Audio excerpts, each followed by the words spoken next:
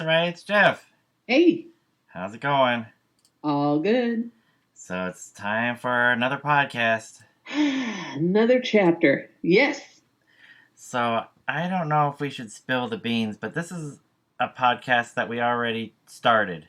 We already did it once, and I lost it. I lost the podcast. I shut down my computer before saving it, so we got to redo this one.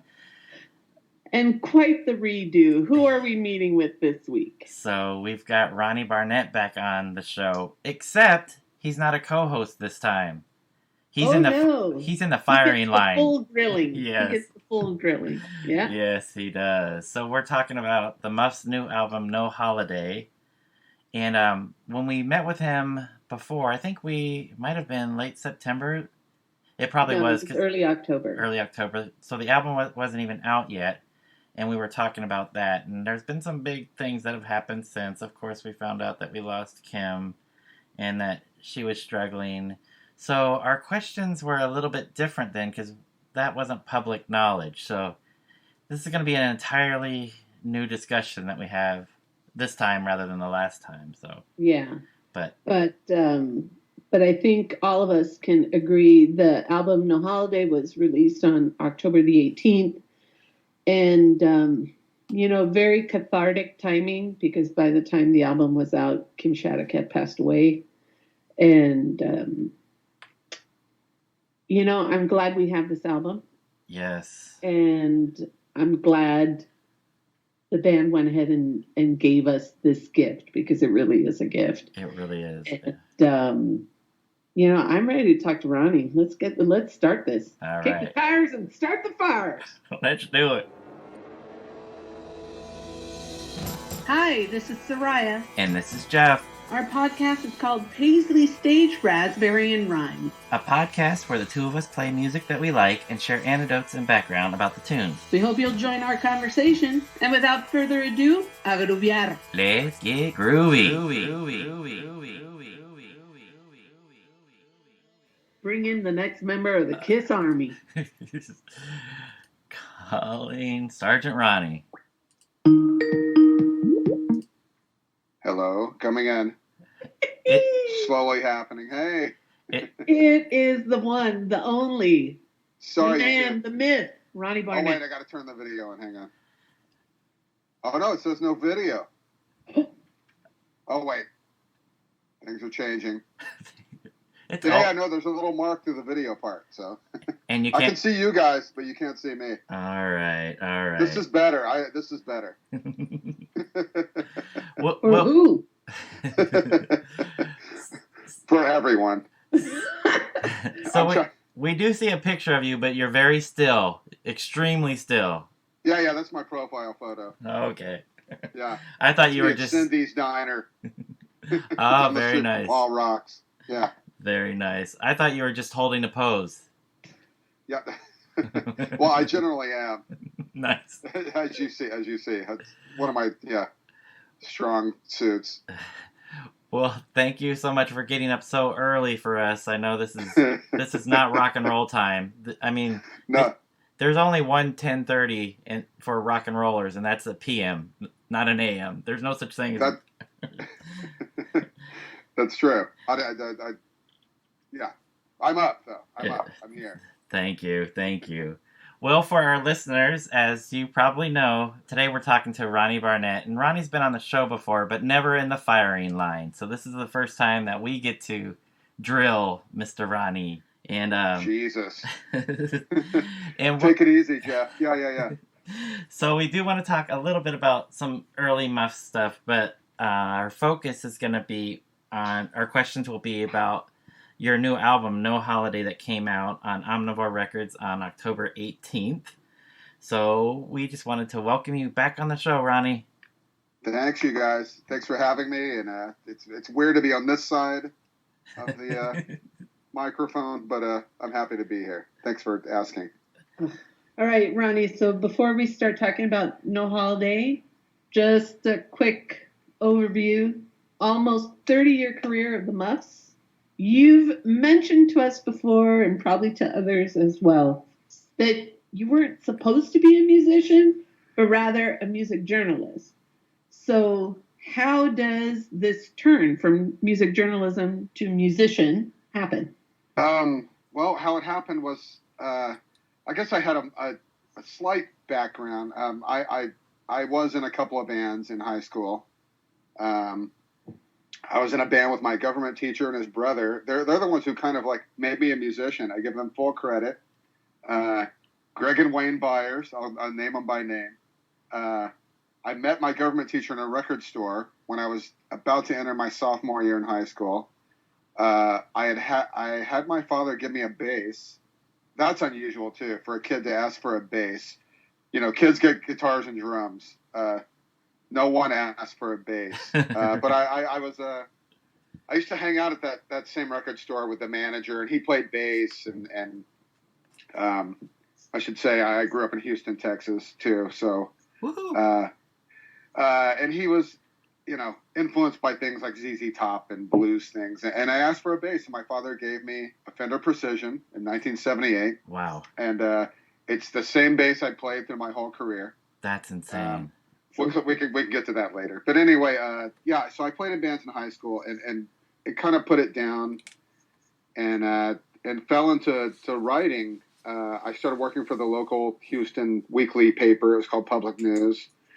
And quickly ascended and became one of the music editors there, and seemed to be okay at it. And I thought that's what I would do. I enjoyed writing, and I enjoyed getting free records, and I enjoyed getting into shows for free, and I enjoyed talking to Sonic Youth and Buck Owens, and I thought that's what I would do. But fate kind of had stepped in. I'd become friends with Kim in 1986 when they were on tour, and subsequently on a trip out here. My brother lived in Southern California, so I was able to do an extended trip out here, which solidified me and Kim's friendship. And we stayed friends for the 3 years where I didn't see her again until 89. And when I saw her again in 89, that's when it became romantic. And I came out here for another month-long trip, and that we became a real couple. And I dropped everything in Houston, and I moved out here. Wow. So that led to...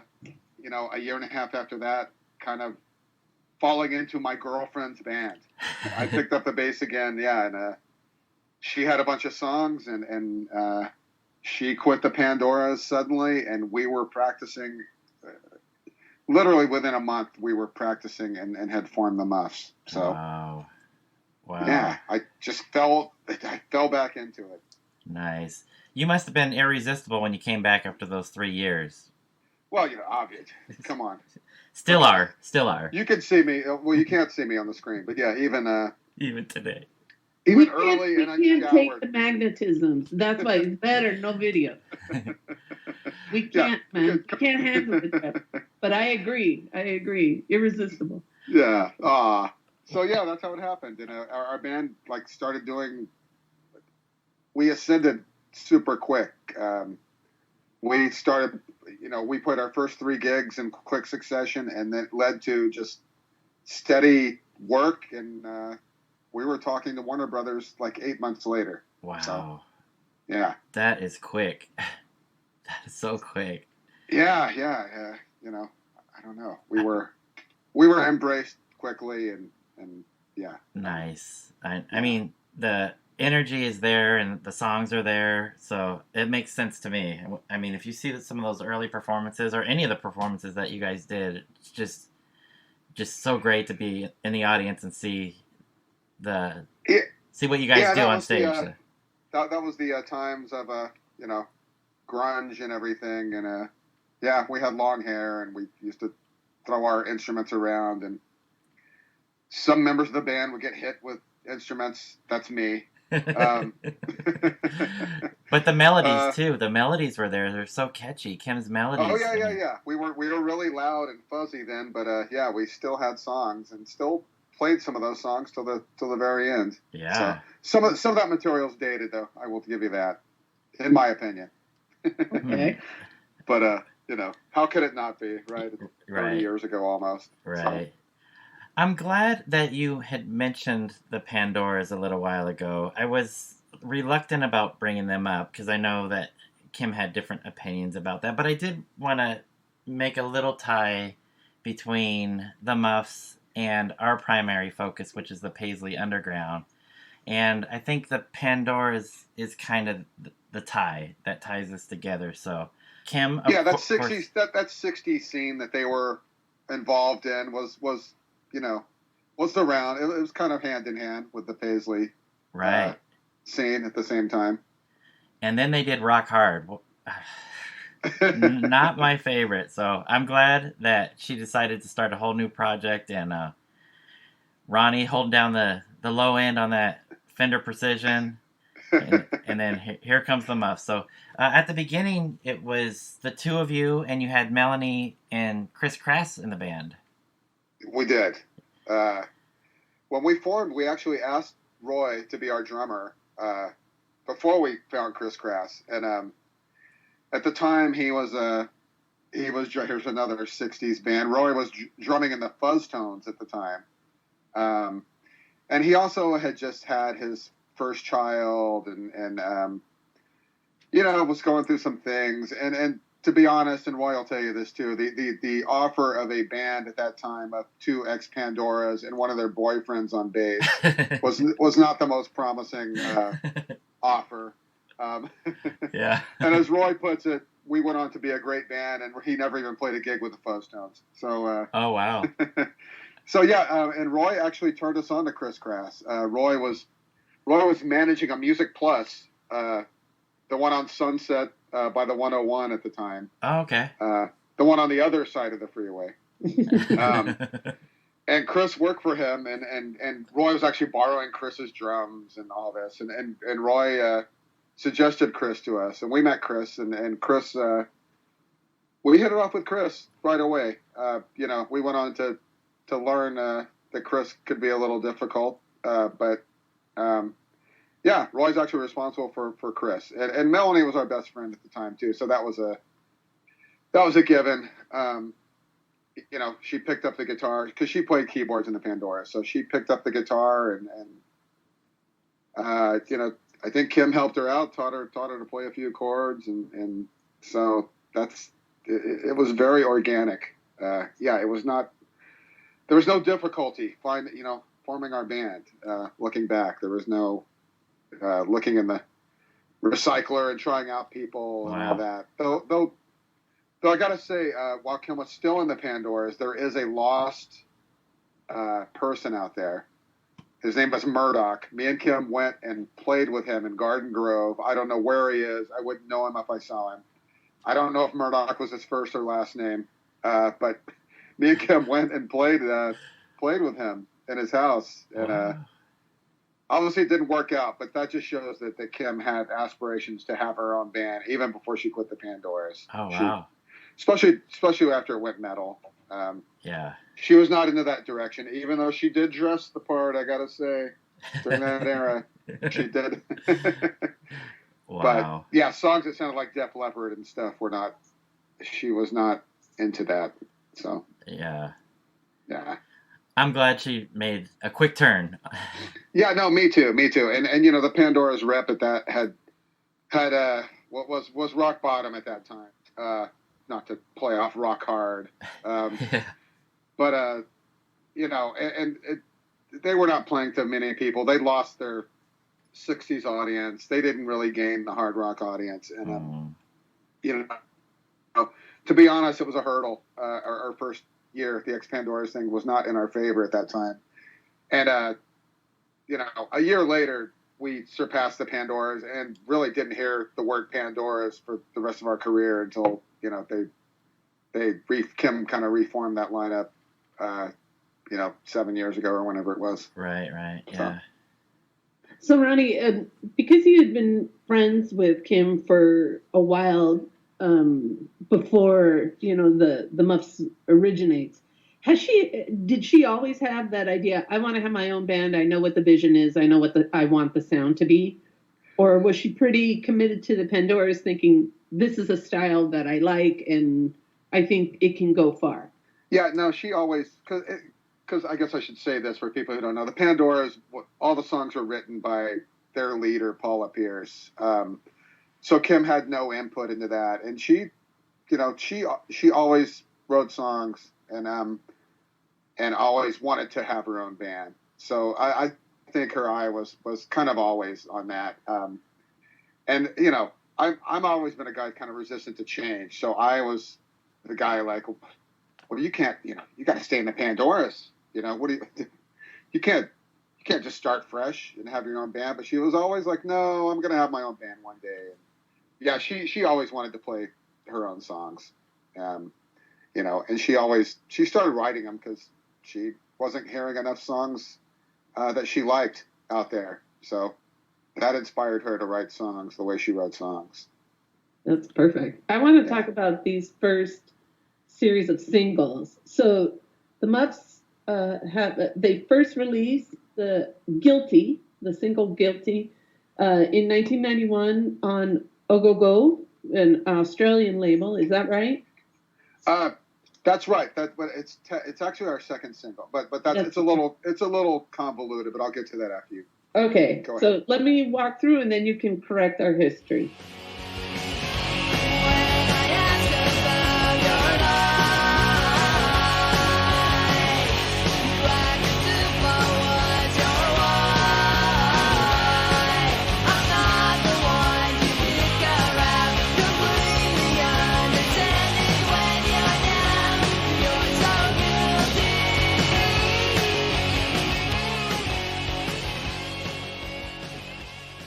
Then a few other singles follow. New Love on Sympathy for the Record Industry in 91 as well.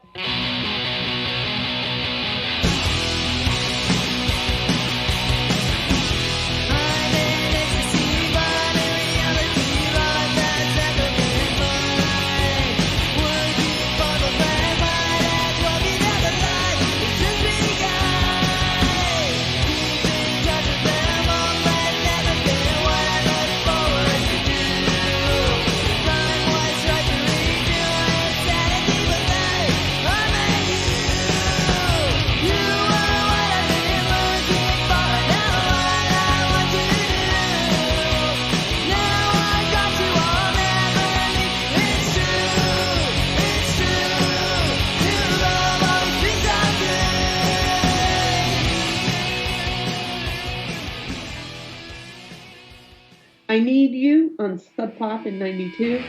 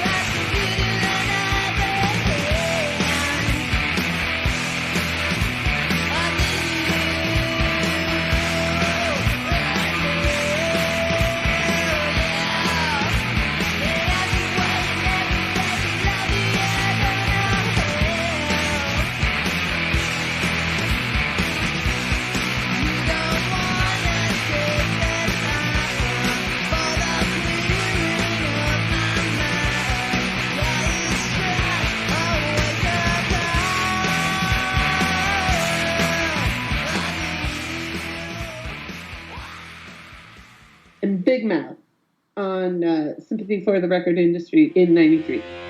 I don't like you and I won't pretend to now. I'm gonna get you out of my way into another hell. I ever trusted you, I will never know. And it all seems so long ago. What you say will come back to you. What you say will come back to you. What you say will come back to your big mouth.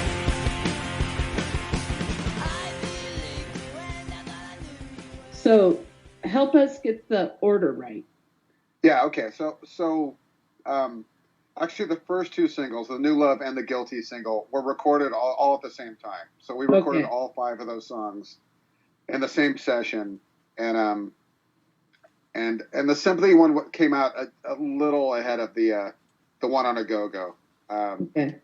So that's kind of the timeline with that. That was one session produced by Bill Bartell. And we did the basic tracks in Lake Elsinore. Yay! All right, Jeff, close to you. Inland Empire. What? Yep.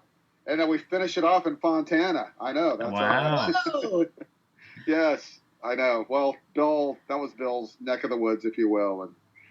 And so that was all one session. So those came out in quick succession. And let's see, that would take us to about early 92. And we got the offer to do the Sub Pop single, which was a huge deal at the time. Especially being a fan of all those bands like I was, and back then getting a Sub Pop single was, something I never thought would happen and something that you would aspire to. And yeah, we went up to Seattle and recorded that single there in the studio that was formerly known as Reciprocal, where all those bands did their records, where Nirvana did Bleach, and wow. Jack and Dino produced all those great records. So yeah, by that time we were actually we had actually signed to Warner Brothers, but they knew it was cool to let us do a Sub Pop single. So that's worked. How that happened. Yeah, that probably worked to their favor, I would imagine. Yeah. Laying groundwork and street cred, if you will, for whatever that was worth. Yeah. So yeah, those came out, and then the Big Mouth one, actually, that was a song from our first Warner record that Warner actually just kind of let Sympathy do that single, and and there was some non-LP B-side on it that I've forgotten. I've probably forgotten because it's not a great song, but but yeah, that's how that kind of happened. And there's a couple of compilation appearances mixed in there too. We were on our first appearance on vinyl actually is a compilation that Nardwar the Human Serviette put together called No way. Called Clam Chowder and Ice versus Big Mac and Bombers. And we did a song called Get Me Out of Here that Kim recorded on her 4-track at our practice space. Wow. So what? that actually predates the singles. Yeah. So there was that, and then we were on a compilation that Estrus Records, another cool label at the time, did of car songs. So we did a song called Brand New Chevy, which was a cover of a song by a band called the Devil Dogs, a great band. Wow. And then we did, Rock and Roll Girl for a compilation called Freedom of Choice that had like Sonic Youth and some other bands. And that was to benefit like abused women. Oh, wow. And they made us change the lyric. Kim wanted to change the lyric to "I want to beat up a rock and roll girl." Oh, wow. That wasn't going to fit with the concept of the compilation. So No. That didn't work out. But we did the song, yeah. So Leave it. Anyway, and I'm probably forgetting a couple others. There's probably a couple other compilations. Wow. We spread ourselves out a little bit. Oh my gosh! And then so that brings you to the debut full-length self-titled album that Warner put out? Yeah, that brings us to that. I should also say when we signed to Warner Brothers, we originally signed to a demo deal because we didn't have any, besides the single, we didn't have anything on tape. Huh. We didn't have any business people when we were signed. This is a great, I'm proud of this story because most bands in this town then and now have a lawyer, a manager, all that kind of stuff. They try to have like a presence online and videos, and we had none of that. We had no lawyer, we had no manager, we had, like I say, no demo on tape, and Warner Brothers just found us playing the Coconut Teaser. So we originally signed to a demo deal, and we went to Sound City, which is now immortalized in that documentary that Dave Grohl directed. But we recorded 5 songs in like 3 days, like recorded and mixed. We were in the studio next to Masters of Reality, who had Ginger Baker in the band at the time. Wow. So we, I don't want to say we became friends with Ginger Baker, but by the end, we were on a nodding hello basis. Wow. And would see him pull up in his piece of, can I say the S word? Truck. POS. Truck. You can, but Yeah. we're He'd not. pull up in his piece of shit Ford truck. And, and by the end, he actually spoke to Kim. She was writing, and he walked up and said, "You're writing a hit." And Anyway, we made the demo, and two songs from that demo section actually made our first album. So yeah, our first album was produced by our two A&R guys. All these stories are long, but yes, we had two A&R guys. And basically we recorded, everything, and everything made it on the record, including like an Angry Samoans cover and a little dumb 30-second instrumental that I wrote, if you will. I'm making quotation marks. You can't see me. It's a song called North Pole that I would like get bored hearing everybody talk at practice, and I used to just play this little bass thing. And we recorded it and added, bells, and it made the record. So everything's on that record, for better or worse. There's 16 songs. And, that came out in April of 1993. Wow. So, yeah. And some people still claim it's our best record. It's a great debut. It is a great debut. Yeah. Thank you. Ronnie. I can't. I learned a while back to try and hold back opinions when people say they like things. So you can just say, yeah, I did that. Yeah, exactly. No, Draw your own that was a great gig, after a show. They're like, that was a great show. And you're kind of like, we played better. I try not to do that because I'm glad you liked it. Yeah, exactly. Yes. Yeah. So Ronnie, after that self-titled release in '93, then in '95 there's a change in the band. So Chris and Melanie no longer in the band, and Roy McDonald comes in as drummer. And in between, you had Jim Laspiza in the band for a while. Then the band releases Blonder and Blonder on its Reprise, right? Or I keep wanting to say it in Spanish. It's Reprise, yeah.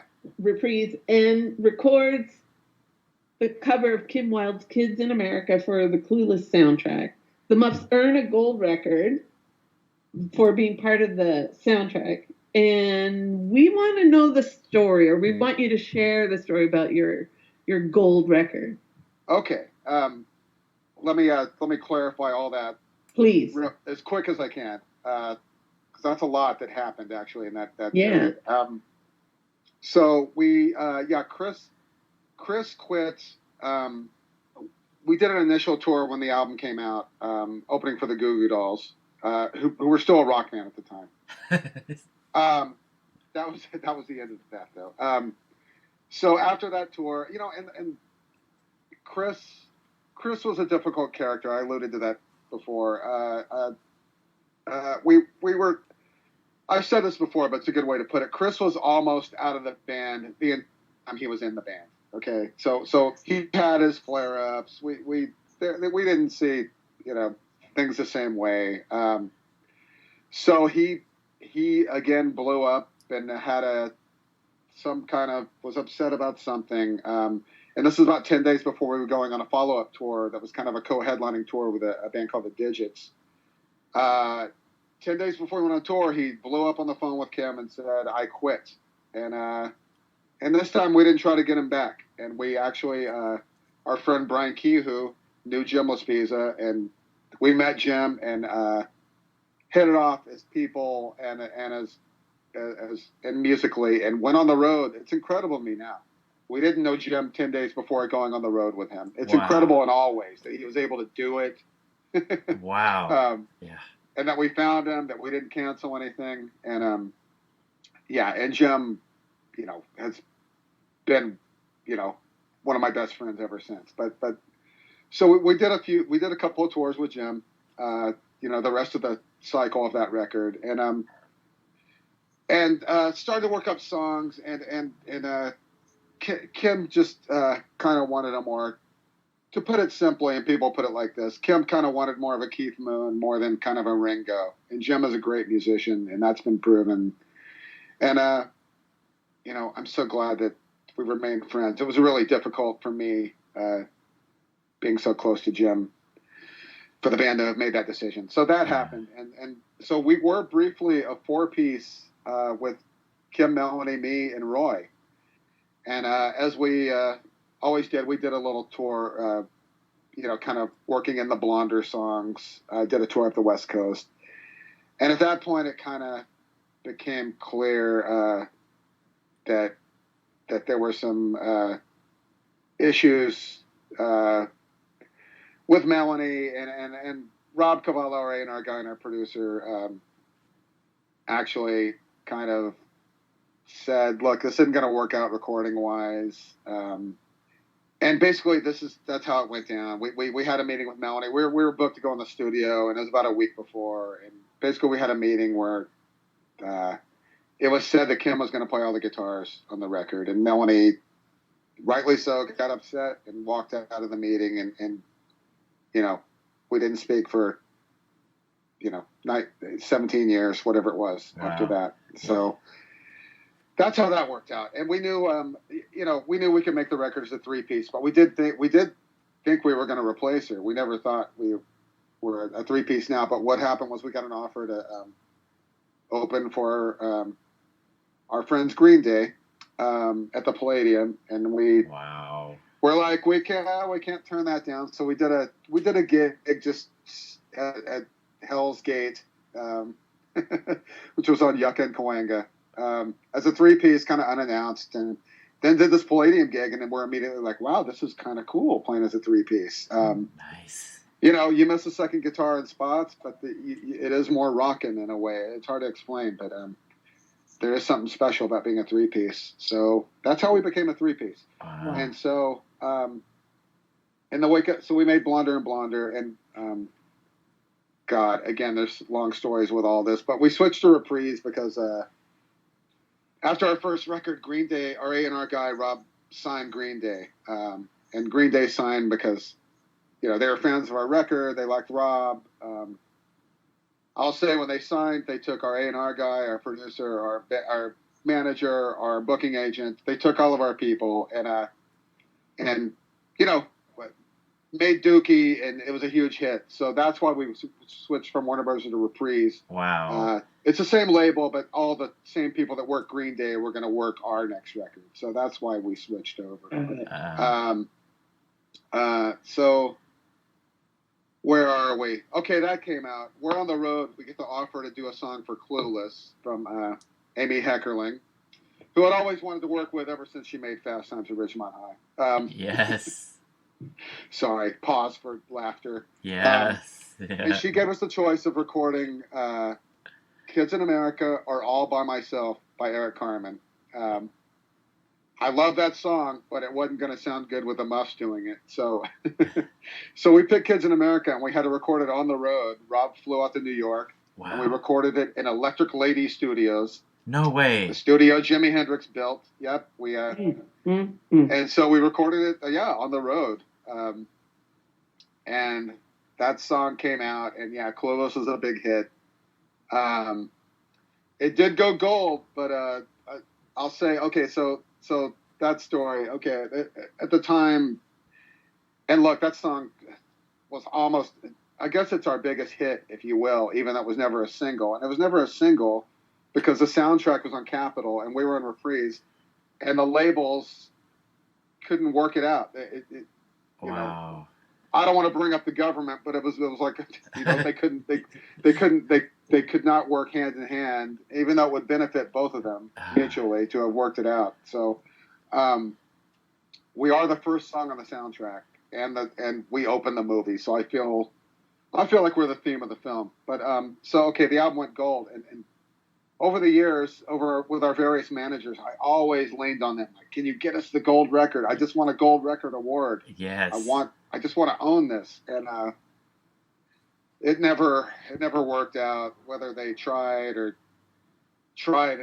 Capitol was shutting them down, I don't know. But so cut to 20 years later, when Clueless is being released on vinyl for the first time. So this would be 5 years ago, something like that. Actually, it was in the wake of I want to say it was 2015. Yeah. It was either 20. Yeah. So that sounds right. It's the anniversary, and Universal. It's owned by Capitol's owned by Universal at this point. Universal owns almost everything at this point. But anyway, they're asking if we will do press or whatever, and we're like, oh yeah, we'll do whatever press there is. So I'm communicating with the person in publicity. I'm like, look, I got a great idea. Kim Wilde presents us with our gold record that we never got. Wow. And Yeah. and the publicist was like, it's a great idea, but just so you know, it's platinum at this point. And Kim Wilde lives in England. I don't know if this will work out, but I'll keep it. So, cut to about 3 months later, and we get an offer to be on a show, on a VH1 morning show, hosted by Nick Lachey. Yes. Former husband of Jessica Simpson, and 98 Degrees. 98 remember? Degrees, yes. So we're asked to do this show, and they want us to play Kids in America, a song we had never done live ever before. Oh. I will add. So, again, we can't turn down that offer, so we learn Kids in America. And I write the publicist, and I say, look, I got a great idea. They present us with our platinum record on TV, and she's like, I don't know. I'll keep it in mind, though. So we show up, we do the show, we do the song, there's an interview segment. And while we're doing the interview segment, I can see a box that is shaped like a platinum record award. And, sure enough, Nick Lachey I never thought he'd be the one to give us our platinum records. That's an understatement. Yeah. This was on YouTube. Nick Lachey presents us with our platinum records, and we all got them, and I hoisted it above my head in victory, and Yes. there you go. Nice. It's right here next to me right now. Yeah. Yes. Thanks, you guys. Thanks. No, It's actually an attractive-looking award because they're not all attractive. If you've seen platinum record awards. Nice. Well, So. squeaky wheel gets the grease, they say. So. Yeah. It finally happened. Nice. Yeah. Nice. Well, they didn't bring out Kim Wilde. I mean, Nick. No. But had I not done all that, I wouldn't have this platinum record award. I just got to say that. Had I not got that, had I not been bugging them and been that squeaky wheel. So did Kim Wilde actually make money off of your version? I'm sure that she did. She wrote the song and the things that huge success, not just in record sales, but as far as the movie. So I had heard that the movie bought like David Lowery a house because Cracker had a song buried on the soundtrack. Oh wow! So I can only assume that we bought Kim Wilde a house too, and I'm Nice. waiting on her to call me. Nice. For the invite. One day we'll meet. It almost happened last year because she was booked on like an 80s gig, like that 80s thing that was in Orange County. I forgot the name of that one. But Yeah. I was gonna, and the Bangles won that bill too. So Right. I was gonna get in through them and meet Kim Wilde. I'm sure she's very nice. I'm sure Oh, man. it would have been a great photo op. That would have garnered a lot of likes. Yeah. Oh on yeah. Social media. Believe Yeah, me. for sure. So- Ronnie would have brought his box with his record say. That's right. Yep. It would have been like Elvis meets Nixon. Awesome.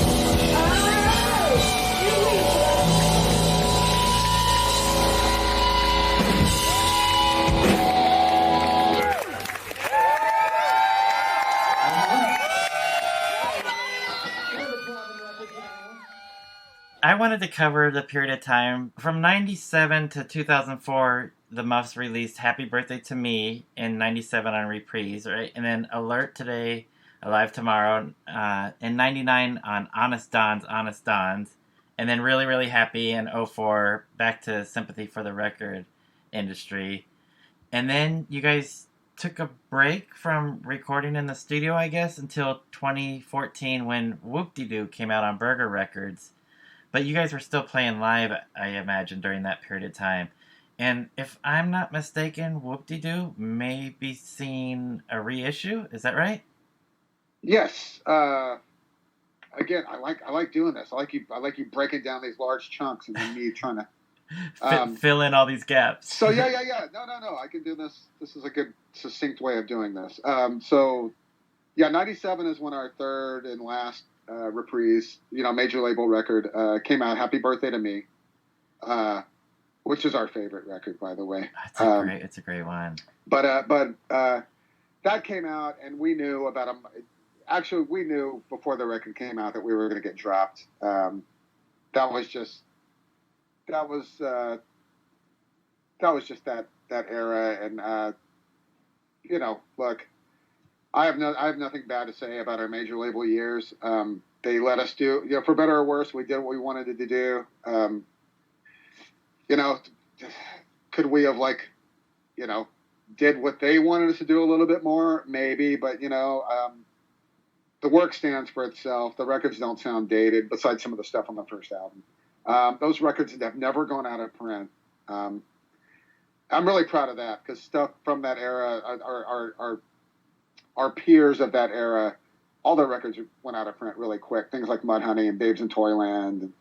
So I'm really proud of that. That's cool. And so, yeah, we just kept plugging along, and we after we got dropped, we got signed to Fat Records. Fat Mike's a great guy, and we made the record, and basically we turned it in, and Fat Mike's like, "Oh, I thought you'd make a fast record," and that was the words we'd never heard. I never heard those terms. He thought we'd make a punk record, and I was like, "Well, you've heard our other records, right?" He's like, "Yeah, I know. I don't know what I was expecting. It's fine. I like the record, but." So that's why it's on Honest Don's. Honest Don's is kind of their more kind of poppier, kind of an imprint label where things like Chicks Dig It, and some of the more poppy punk bands ended up. So that's how I ended up on Honest Don's. That brings us to 04, Really, Really Happy, which was not on Sympathy, as you said. That it was on a label called 5'2". Oh. And 5'2" was a label that was done by Anna Warnker from That Dog and Charlotte Caffey from the Go-Go's. Sister-in-laws. Sister-in-laws, yeah. And they other things on 5'2" were Anna's solo records and the reissue of Red Cross's Neurotica, which is out of print again. So that was our label. They did Really, Really Happy. And it's funny because people do judge you by these gaps in your recording history. After that, we didn't make a record for a full-length record for 10 years. But yeah, after that record, we did kind of have a break of about 3.5 years. It just ended up that way. We didn't say we need a break or we break up. We're going to break up. We didn't break up. We just kind of, I think after just 10 years of being on that, it's a cliche, but when you're on that circuit, record, tour, kind of cycle, we just needed a breather, I think. And it just kind of happened organically. And basically what happened was we had started seeing each other socially more. We never fell out of touch, but we started seeing each other socially more. And then we got an offer to go to Spain. Again, our career is often shaped by these offers that we can't refuse. Yeah. So we got together, did that tour, it went great. And I got to say, after reforming, and maybe this is after just because we've been around a while, but all of a sudden, and I'm not saying there wasn't a lot of love in the room we played before, but all of a sudden you could really feel the love in the crowd for the band. and all our shows henceforth were big love fests. Nice. You know, and I really think we became a better band after that. Me and Kim's rapport, talking on stage, that hit its stride. That's one of the things about our band I'm really proud of is our live shows. And I think a big part of that was me and Kim talking. And we never repeated things. We were not like Social Distortion. We did not say the same things every night. Or Paul McCartney, where it's all scripted out. Or Paul, does Paul do that? Yeah. Yeah. Of course he does. Yeah. A lot of bands do that. Yeah. So, yeah, that happened. And we started, you know, we always had new songs. Anytime we played, we always had one or two new songs we were playing. Nice. So the songs for Whoop-De-Doo, you know, we've been playing a while. A couple of them we were even playing at the end of the Really, Really Happy touring cycle. There's footage of us playing like Cheesy and another one, you know, in like 05. Wow. So yeah, and you know, we made Whoop-De-Doo, and you know, it became a 10-year gap. Whoop-De-Doo was finished for almost 2 years before it came out, and a big part of that pause was Kim's being in the Pixies. Mm-hmm. I remember going to Kim's house one day, and Roy and Kim are there. It's like band meeting, and starts off, Kim's like, okay, so I'm in the Pixies. So what we're going to do is, well, and I was like, wait. What? You're what? And she's like, yeah, I'm in the Pixies. And so blah, blah, blah, you know, and she had told Roy, and they waited to tell me because they knew that I have a hard time keeping a secret. So yeah, and as far as that goes, that was a year. Kim was in the Pixies for like a year. They didn't announce it for 6 months till right before they kind of went on tour. But Kim was in the band for a year. She learned 80 songs. Wow. And just to kind of tell that story real quick, Kim was Charles's choice, Black Francis, and it actually was a good thing. It actually worked out great. She sounded great in the band. I saw them twice, wow. And the friction arrived with the other two members. Not Frank. So, not Frank or Black or Charles, whatever you want to call him. Right. Yeah. Yeah, it was the other two guys, and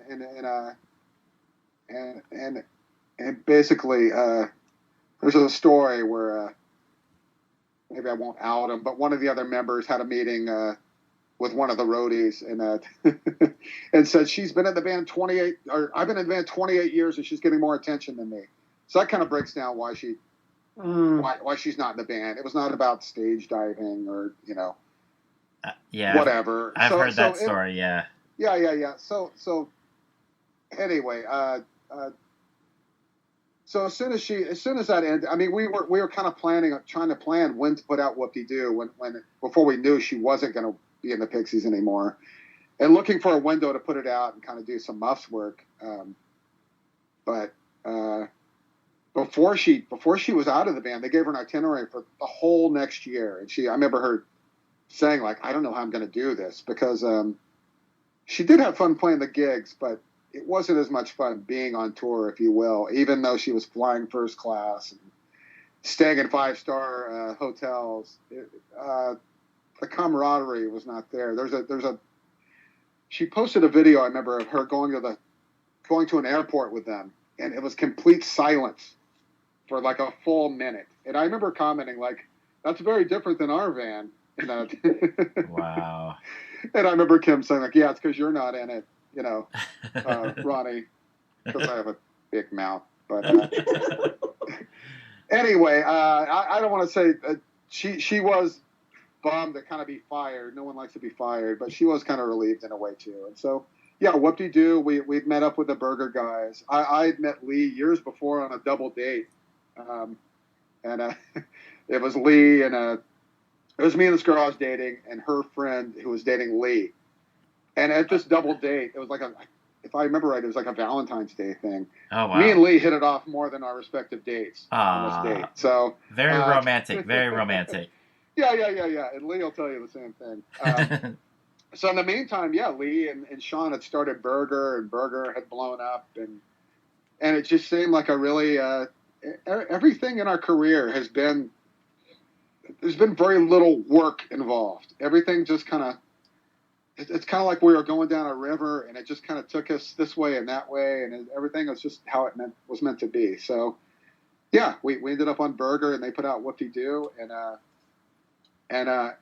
yeah, if there's one kind of, I don't want to say complaint, but if there's one thing about Burger that kind of was a bummer, is that Whoop-De-Doo was in and out of print over the years. It's currently out of print. It's been out of print for a long time. Yeah, it's difficult to find a copy of that now. Yeah, but yeah, as you said, it's getting reissued. So I think, God, in a couple of months, it's coming out, and it's going to be in a regular size cover. Because the cover was oversized for some reason, which always bothered all of us. And, nobody even knows why that happened. Yeah, that's weird. But and it's going to be on gold vinyl this time, whereas the original was on white. Nice. I think. No, it was on red. I can't remember. I think it was on red. Jeff, do you know? No, I don't. I never. Okay. No, I don't have a copy of that. Anyway, it's going to be on a different color. Yes. And it's coming back, and yeah, back in print. So that's. So a couple of months. Yeah, they were saying 6 weeks when they put it in the order, which has been like a month, but I'm going to say a couple months just to be safe. Yeah, yes. I can't wait. I need that on vinyl. I need to complete my collection. Yeah, we're proud of that record. Yes. So, as we are of all of them, but yeah, we're proud of that record. So, and in talking about that, let's talk about No Holiday. Yes. So, released on October the 18th. You're getting attacked, Soraya. On Omnivore. And then, but what's interesting is that all of these songs Kim wrote between, are we right here that all these songs were written between 1991 and 2017? Well, okay, well, we may as well. That's what the press release says. Yeah, that's what the press release says. Well, you help us. Okay, well. Clear the name. As anyone that's listening this far into this podcast probably knows, Kim passed away on October 2nd, and we'll talk about that, I'm sure, in a few moments more. But actually, there's no way to talk about this record without talking about that. So we had we worked Whoop-De-Doo, As you said earlier, Jeff, we never stopped playing live, really, besides that 3.5-year break. So, we were like in Japan, or we'd be in Italy, or we'd be on the East Coast. It never stopped. South America, right? South America. Yeah. It never really stopped. So, we did our work, and then, in about 2017, we kind of made the conscious effort. Okay, we're going to take a break. We're not going to book anything starting summer of 2017, and we're gonna get this record together and record these songs. So I'll kind of overlap with the question. So most of No Holiday was written to be our next record. Okay. The heart of the record was meant to be our follow-up record. At the end of the summer, Kim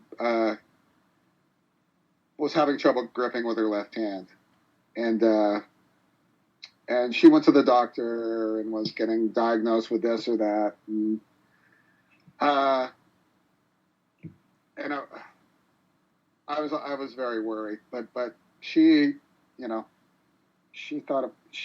kept her head up and had a good attitude, and they thought the most promising thing was that it was a nerve in her neck and they could fix it. But come October, she was diagnosed with ALS. And for those who don't know, look it up. It's terrible. Lou Gehrig's disease. It ran in her family. She was always scared of getting it, but just to kind of describe the disease quickly, or as quick as I can. It basically takes over your body and basically shuts down everything. So you can't move anymore. You can't speak anymore, and it's a fatal disease. There's no cure, to put it bluntly. So when she was diagnosed, we were all obviously upset and crying, and that was heavy onto itself. But we practically immediately said, okay, well, we're gonna make this record, and you never know how quickly the disease is going to take over. So actually, she could still sing at that point, even though she couldn't play guitar. She could still sing. Okay, so she's diagnosed in October. We got offered some shows opening for the Dream Syndicate for December of that year.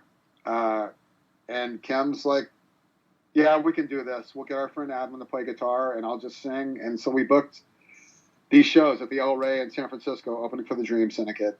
And the disease started moving so quickly that a month later in November, Kim was like, my voice is not sounding right. And we're like, do we need to cancel these shows? And she said yes. So that happened. So by December, we're like, okay, well, the way we're going to have to make this record, if since your voice is already going, is we're going to have to build around these demos. And it's funny, and I don't want to say it's funny, but in the past, Kim's demos were like perfectly formed. They could have been released as records. She would like Frankenstein, as we used to say, Roy's drum parts from other songs, and make them fit these demos and record all the instruments, and they sounded amazing. Some of those demos have come out as bonus tracks on the reissues of our first 3 albums, but I've always wanted to do just an album, just a release of Kim's demos, because they're so fantastic. So we knew we were going to have to construct the record like this. We're going to have to adhere to these demos. So yeah, the demos she made for this record were mainly her acoustic, and some things that we recorded at practice and things like that. So they were various. They recorded various ways, and so we were gonna. So we booked a room. We recorded real drums in a real room to 2/3 of what became No Holiday, and Roy knocked them out in a day, as he does. And it was a little different. Some of the songs, there were some timing things we had to kind of adhere to. But Roy, did it like a champ. And so that was in December.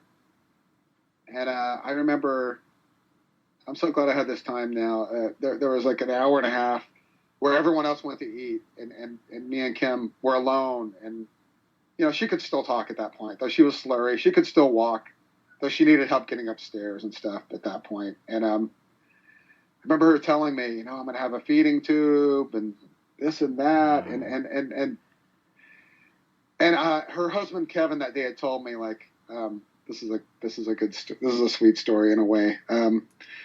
He had said, like, you might need to help her get up from a chair, from a sitting position. And Kim, there was a moment where Kim went to the bathroom, and she called to me from the bathroom and said, Ronnie, can you help get me up? And I'm like, of course. And I go in and I help her stand up, and she's like, can you pull up my pants? I'm like, sure. You want me to pull up your underwear? And she's like, I'm not wearing any.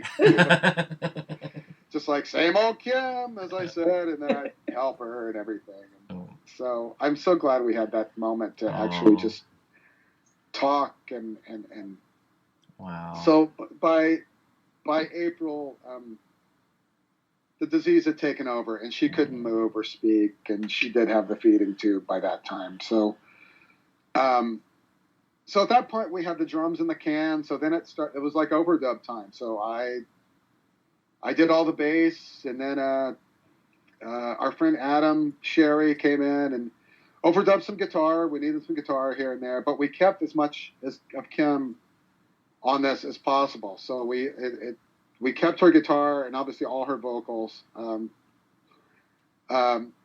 never lost her sense of humor. I remember saying, like, well, this record's not going to be overproduced, Kim, that's for sure. and she would laugh. But Kim oversaw all these overdubs. Kim produced the record from. She had a chair set up with all that computer mumbo jumbo on the big TV screen. She would communicate to us in the other room via Viber. We had a phone set up, and she would say, like, do it again, out of tune, do it more, this should get more descriptive, do it more this way or that way. But she oversaw everything, including and this is not my forte, but I even there's even a backing vocal part. I couldn't tell you what it is at this point, but there's something, and our friend Karen Bassett, our dear friend, did the engineering for these overdubs. So Karen was doing backing vocals, and I remember there was something Kim was trying to get across, and I knew what Kim was talking about, and I sang this backing part, and Kim was like, I'm more proud of this than almost anything. Wow. And Kim was like, yes, what Ronnie said. Do it the way Ronnie's doing it. And, so proud of that. Wow.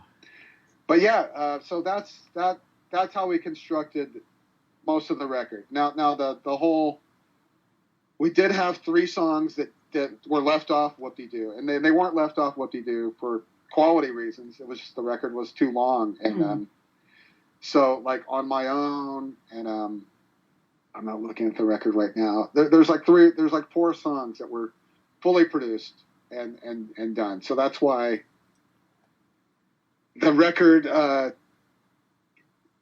is kind of a mix of things with kind of fully produced things sitting next to kind of things that are more lo-fi, and God, I was so anxious to know if it was going to sound like a cohesive record, and I don't have a real computer, and I'm not technically savvy, so I was not able to actually hear the record until we got the finished CDs and albums, wow. And which never happens if you're in a band. And I gotta say, it wasn't the first time I cried listening to the record, but I really cried. Just it sounds like a record to me. And so anyway, so. Back to Kim's illness, she chose to be private about it. Which in retrospect I can see. In one respect, I wish she'd seen the love that came out afterwards. But on the other hand, I can see where she didn't really want to deal with that. She had enough to deal with, so Kim was supposed to be around still when the record came out. So you know how when they're publicizing a record, it's like 3 months in advance. Mm-hmm. Things start going out to the press or whatever, press releases, whatever. So the way, since Kim was private about her illness, we had to describe the record kind of as a mixture of songs written between 1991 and 2017, and which I remember immediately because people started referring to the record as outtakes, and me and Roy went crazy with that because, like, oh my God, this is not a record of outtakes, and this is going to be misunderstood. And there's one song, On My Own, that Kim wrote in 1990. That was an early Muff song that we never recorded called On My Own, and that's the 1991 part. Okay. And the rest of the song, huge jump. Yeah. Until like 2014. It's not an odds and sods record at all. And now since Kim's passing, the record can be understood for what it is. But yeah, during that time before she passed away and the record was announced, like people didn't understand the cover, which people thought was a live album, but for those who don't know, the cover is a shot of us from behind in black and white, bowing goodnight to our audience. In Argentina, right? That's a great picture. It's in Buenos Aires. It's so glad. And I won't attempt to pronounce the photographer's name, but she's a real sweetheart. And She took a lot of great photos. Wow. And I'm so glad she was there to capture that. Whenever we had a big triumphant gig, I would say, Bob Seger and the Silver Bullet Band, bow. To Roy and Kim, and we'd go and grab hands and raise them. And, yes. I would point like Kiss. I love that. From Kiss, a lot of pointing. And yes. Yeah, it's such a beautiful image. As soon as I saw it, I didn't know it would be our epitaph, but I knew it was a special photo. And wow. Yeah. Wow, it is a great picture. I really appreciate you sharing all that, Ronnie. I know that it's hard, and you and Kim were close for so long, and we definitely want to offer you our condolences. I know last month was a terrible month, but No Holiday is definitely something that it really shows what a great writer Kim is. And I think some of these vocals on it, I really like the vocals on Pollyanna. And some of these songs I think are some of her strongest songs. So Yeah. I'm glad that you guys put the work in to release this. Yeah, no, it like I said, it really is beyond my wildest expectations on how really, I don't want to describe our own work as great, but how great it came out. Yeah. Well, you can see. And it's a different sounding record for us. I mean, there's not a lot of fast songs, and again, it's not overproduced. And yeah, she really was a strong songwriter, and I know that's why our band was around for 29 years. We didn't stop being a band until Kim died on October 2nd. So we were a band for 29 years, and wow. That's my band. Someone we were talking about me being a musician, if you will. Yep. And a friend of mine described it best. He said, I wasn't the bassist in the Muffs, but I was in the Muffs and played bass. And there's a distinction because we really were a family. And, I'm not, that's my band. So that's it. I love that. I'm retired. Yeah. I love that. I wanted to try something, Ronnie. I don't know if this will be successful, but I wanted to try to do a rapid fire, and I'll go down the track listing, and if you could just have like a quick response on each song, whether it's a story, a memory, whether you like it or not.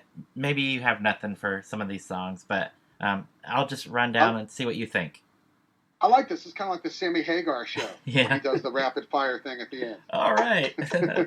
Well, I'm a David Lee Roth guy, but okay. All right, Ronnie Barnett. Okay, so let's start. Okay. That's For Me, the opening track.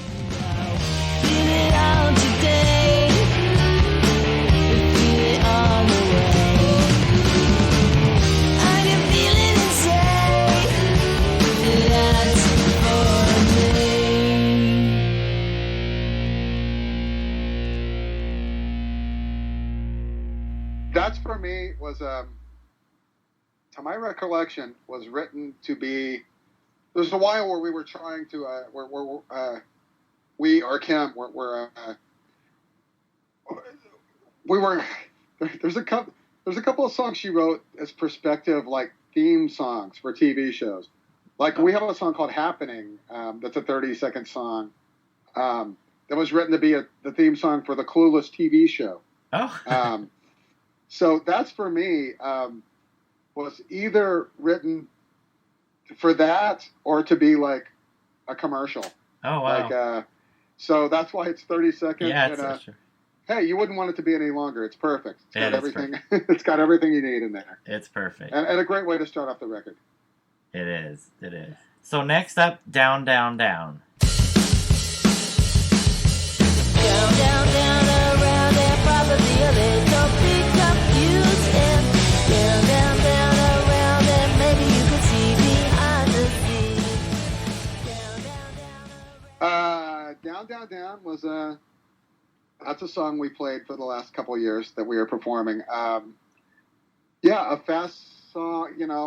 People always want to rock, so we always got to have some fast songs, and that was one of the ones that was in the new batch of songs. I gotta say, the other members of the band were like that song a little more than me, but it's a fine song. Yeah, it's a fine song.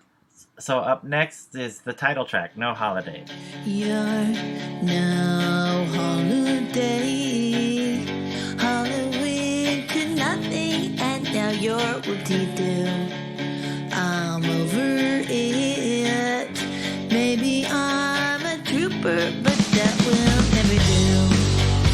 You know it's here, and now I think you're in time. No Holiday.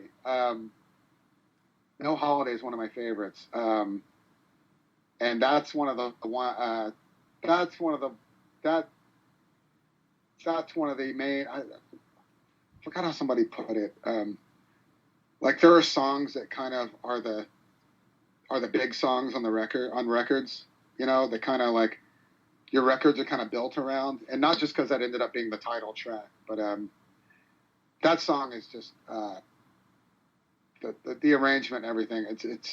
It's one of those songs that Kim played me and Roy where and this would happen where me and Roy are like, oh my God, this is a special one, and it's different, and yeah, totally love that one, and that was a really fun song to play live too. It took the spot of the first kind of break.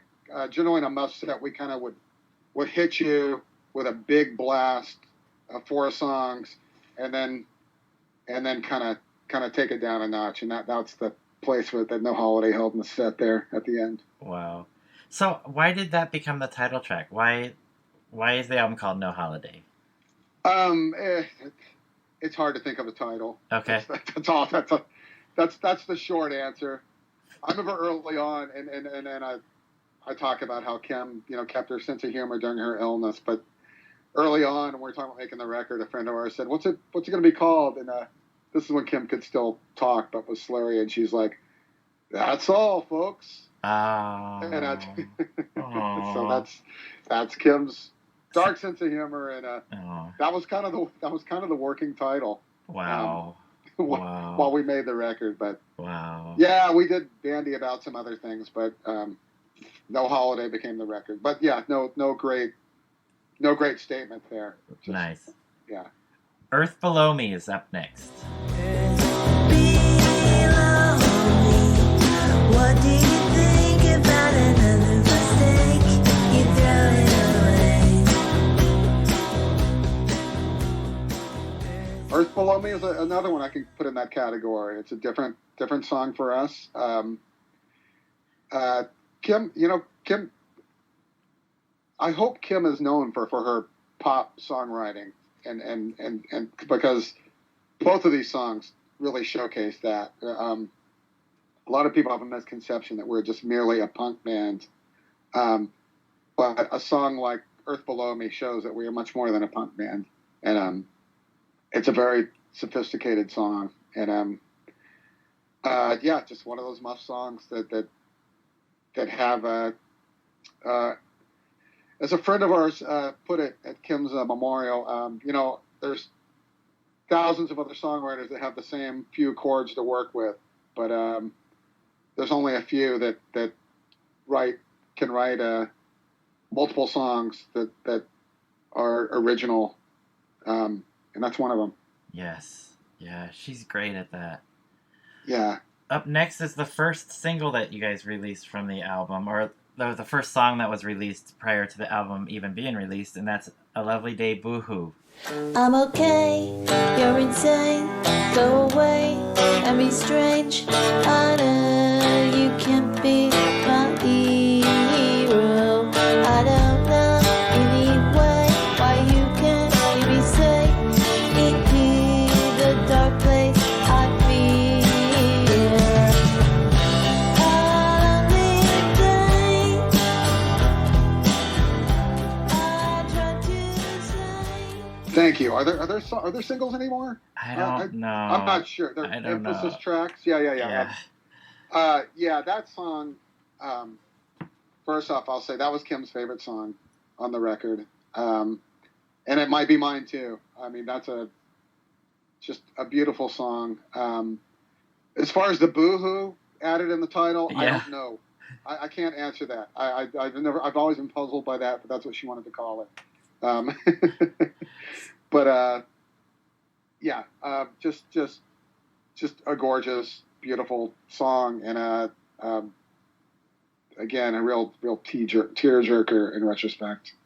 And very difficult to get out of your head once you've heard it. Yeah. Yeah. Damn you, Kim. Yeah.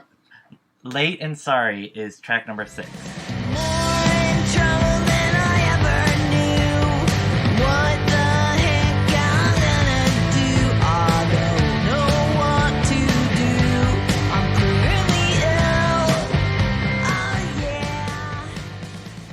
Late and Sorry is one of the ones that was left off of Whoop-De-Doo. And I read some reviews afterwards that are like, she's alluding to her illness in this song, but she wasn't. That song was written and recorded in 2013, and it's basically about her apologizing for being late all the time. Aww. Yeah, and again, it was left off, but it's a great song. I was bummed that song was left off. What do you do?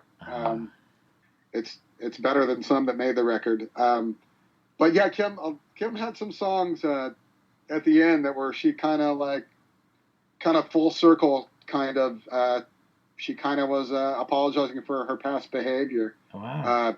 That song that's a duet on Whoop-De-Doo, I Get It, was her apologizing to me for being difficult all those years ago. Wow. So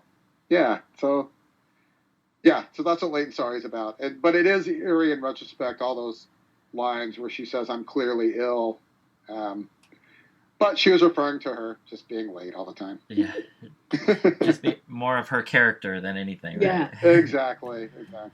So next up is one of a few acoustic only tracks, The Best. You're the best that I've seen. Completely awesome and sweet. Baby, you can tell me what you do to make me head over heels for you. The Best. The Best is a song Kim wrote about her husband, and the words are self-explanatory, and that Kim's husband Kevin is one of the greatest people out there in the world, and he's not a rock guy, and those two were just the best couple in the world, and yeah, till the end. I mean, Kevin was there for her, and The Best is just a simple acoustic love song, and that's the way that song's meant to be. If that had made our next record, that would be the version that would have ended up on the record, is that demo version. It's great. It's very touching, very sweet. We weren't going to dress that one up. Yeah. So. Right. All right, so the next one is my personal favorites change all the time, but this is now my current favorite, Pollyanna. I just love her vocals on this song.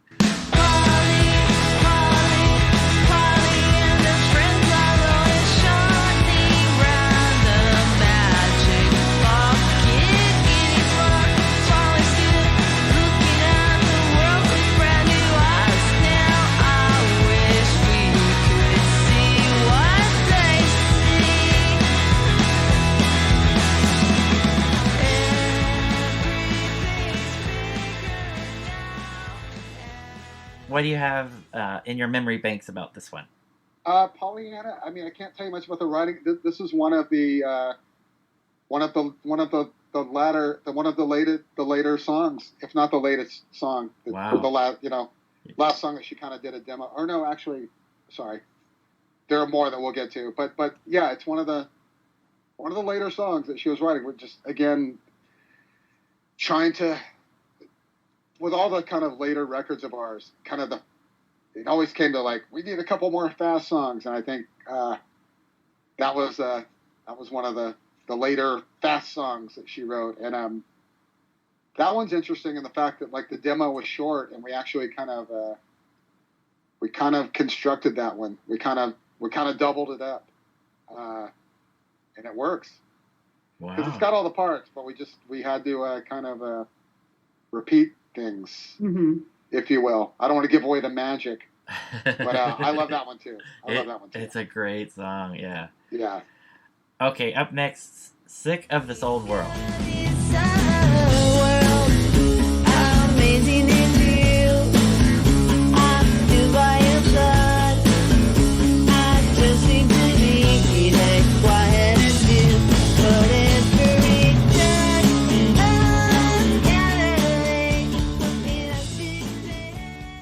But Sick of This Old World. That's another late song. That's one that we had to record instruments to. Yeah, again, I don't, these later songs, I don't really know, have much to say in as far as like the background of the songwriting. That's fine. But yeah, just another solid track with some signature Muffs weird chord changes that somehow sound simple. And yeah, it's a good one. Yeah, that is a good one. And then so the next one, The Big Takeover, I think on their website they might have debuted this one prior to the album, To That Funny Place.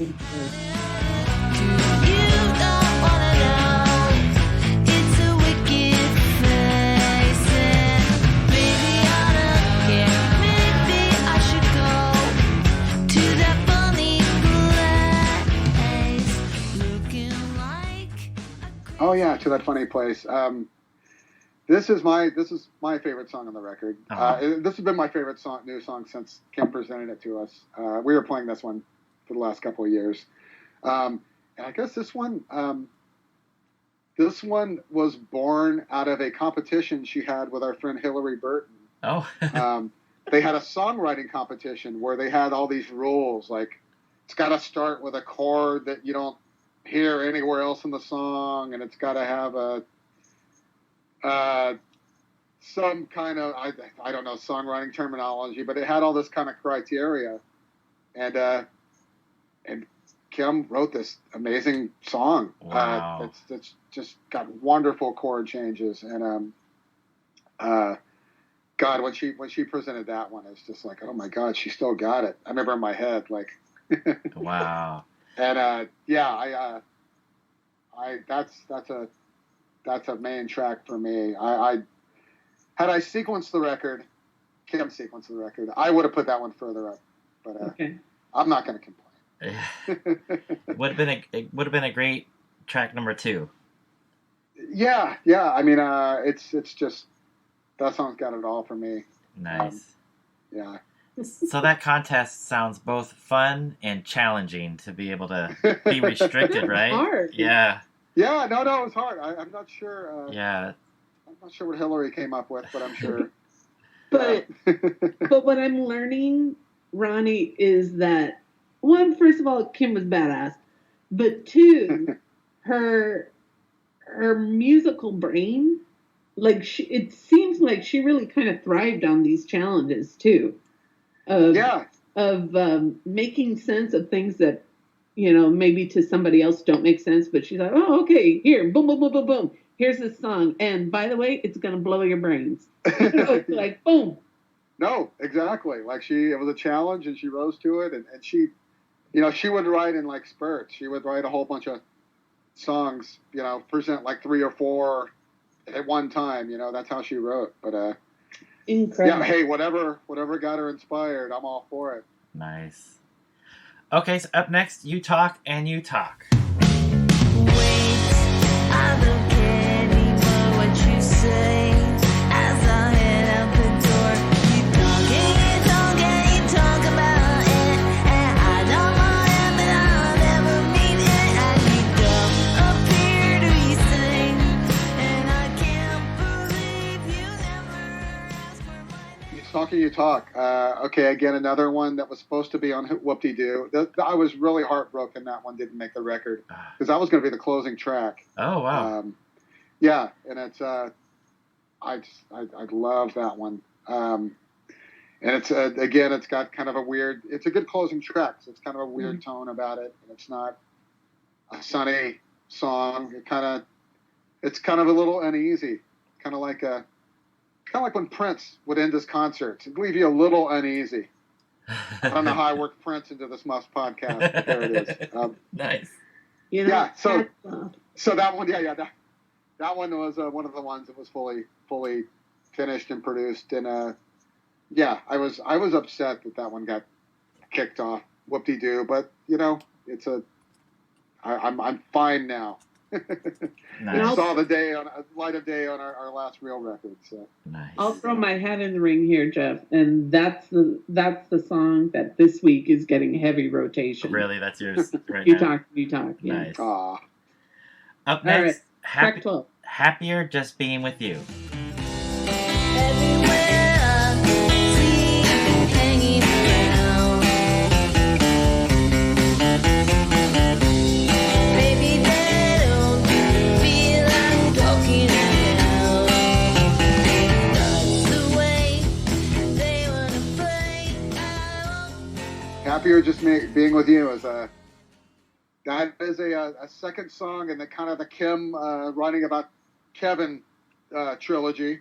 The third ended up on the Coolies record. Okay.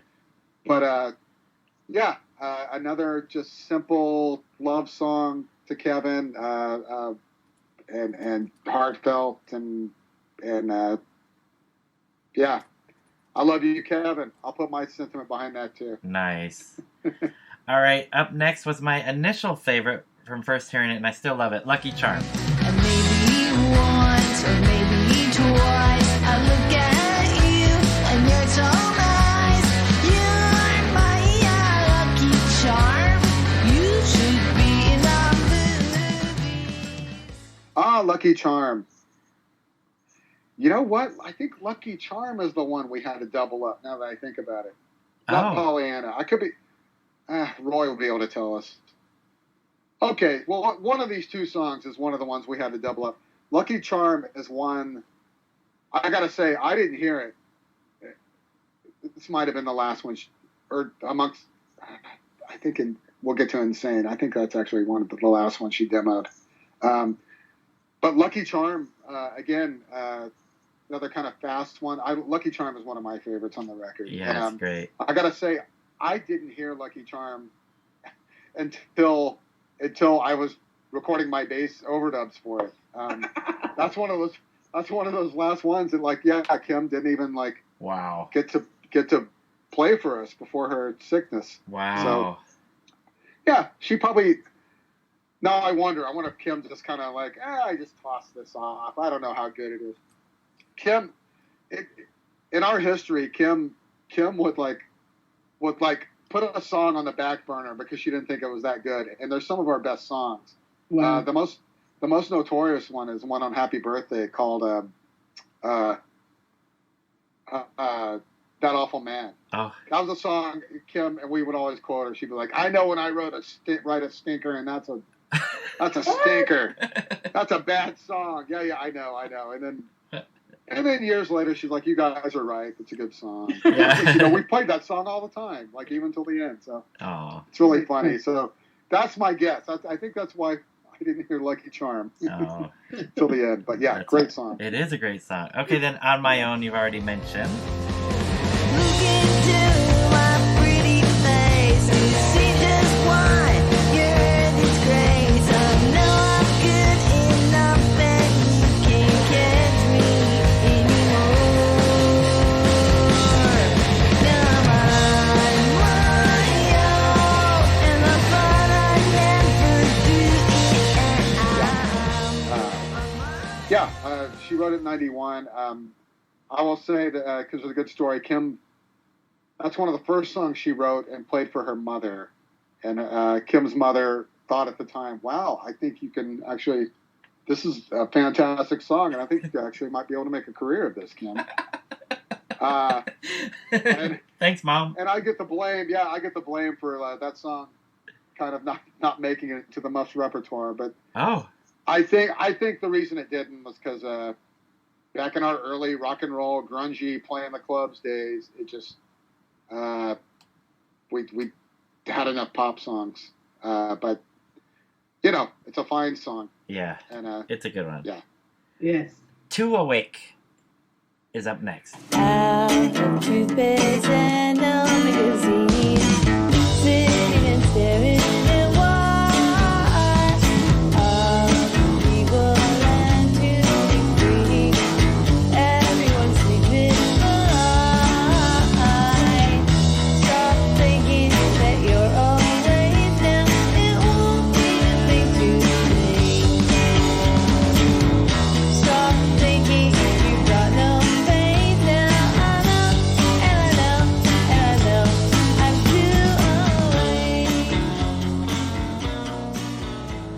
Too Awake. Yeah, another late song that this and I think is Insane next. Yes. Yeah. Yeah. Okay, I'll group these two together. Okay.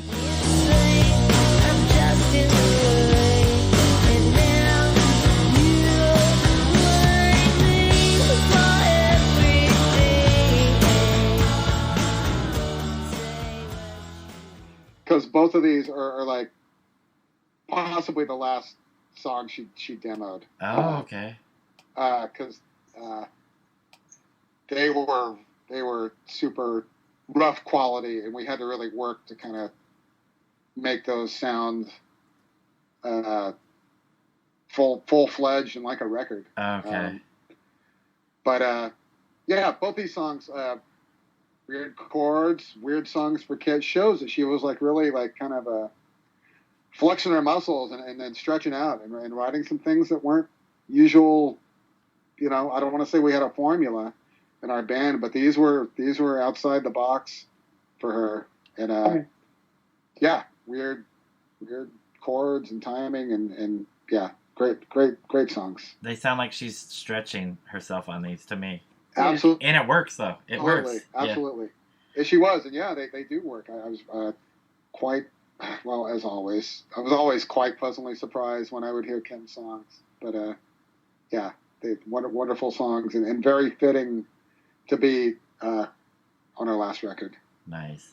Yeah. And then the penultimate song, now that I finally know what that word means, the second to the last.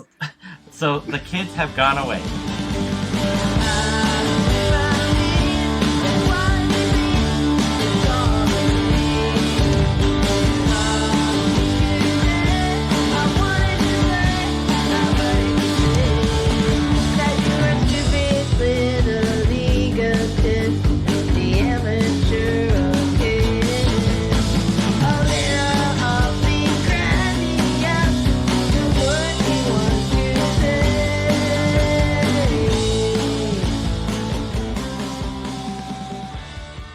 Yeah, the kids have gone away.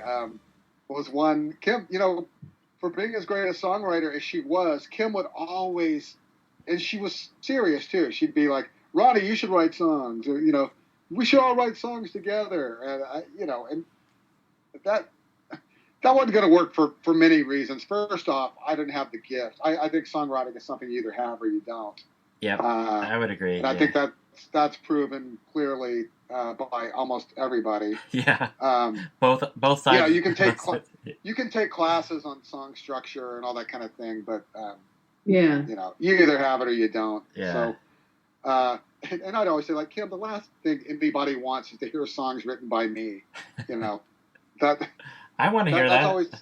It's often the kiss of death in bands when they get too collaborative in songwriting. But anyway, but the kids have gone away is one that she kind of had a basic kind of bare bones idea for, and we kind of did work it up at practice. And I'm not saying I had any input, but Roy came up with his like Keith Moon's drum part, which is why Kim threw him a songwriting credit. Wow. It's the only Kim Shattuck, Roy McDonald written song on a Muffs record. Wow. And Roy's, I don't want to give Roy too much credit for being a great guy, but he's a great guy. He's got too big a head already. What an amazing drummer. Like, Kim, you don't have to give me a song running. I really didn't do anything, but yeah, we kind of recorded that is recorded in our practice room and on a phone. Oh. Just to kind of give an idea, and we were just kind of struggling to get structure on that song. And we kind of did. This is not my favorite song on the record, but it gets airplay on Little Steven's Underground Garage. So who am I to say? Yeah. So, but I got to say since we did record it that way as a band in a rehearsal studio on a phone, that was the toughest song to kind of make sound good. Not to get too into recording, but there's a reason that you record things on different tracks, and so you can make vocals louder, guitars softer, that kind of thing. And that song had a lot of other stuff on the same track as the vocal, so it was hard to get that vocal to where you could sound. And it still is kind of the worst, technically probably the worst sounding song on the record, but that's why. And the guy Evan who mixed it is a true hero of this record. He really is the guy that really delivered and made it sound like a record. So nice. Yeah. And then the album ends with a mostly acoustic song, Sky. Wandering around and now I'm looking at the sky, and I wonder how far does it go? It goes for miles.